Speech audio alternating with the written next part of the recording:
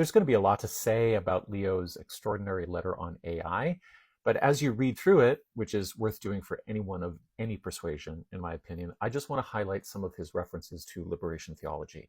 Now, in the document, these references are on the down low in that Catholic way for the last century has attempted to avoid direct confrontation with capital, in part out of its own class interests, and in part out of the elegant magical thinking that wants to believe that the love of Jesus can overcome capital.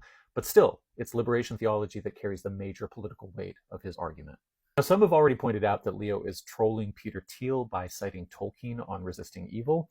He also gives a full materialist and moral framework for AI, saying that all technologies and classification systems have politics and that designs carry the values of their owners. But here are some other key concepts that you can look out for. The preferential option for the poor, which is liberation theology's main contribution to Catholic social doctrine coming out of the 1960s.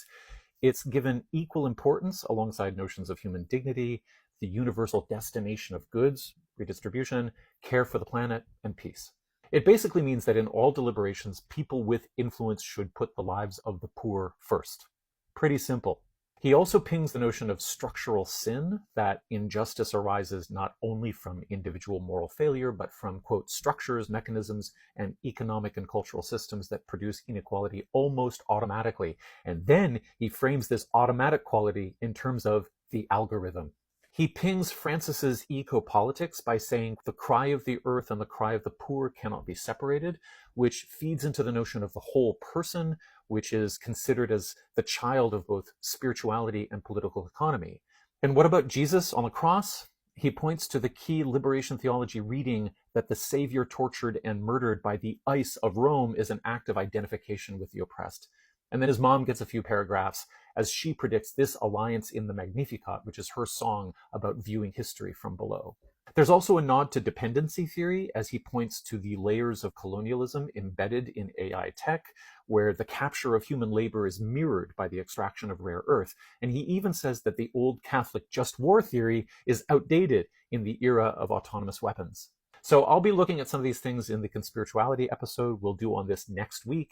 And this Saturday, I've got a brief episode out about the issues he's addressing, the conspiracy to cannibalize labor, resources, and data in an acceleration of enshittification. Last thing I'll say for now is that the overwhelming consequences of AI as tech and infrastructure and human degradation often seem to me larger than any hyperobject I've pondered. And so it seems that a response that foregrounds the universal, even the mystical, is appropriate in terms of scale, even if and because it admits that it doesn't yet have answers.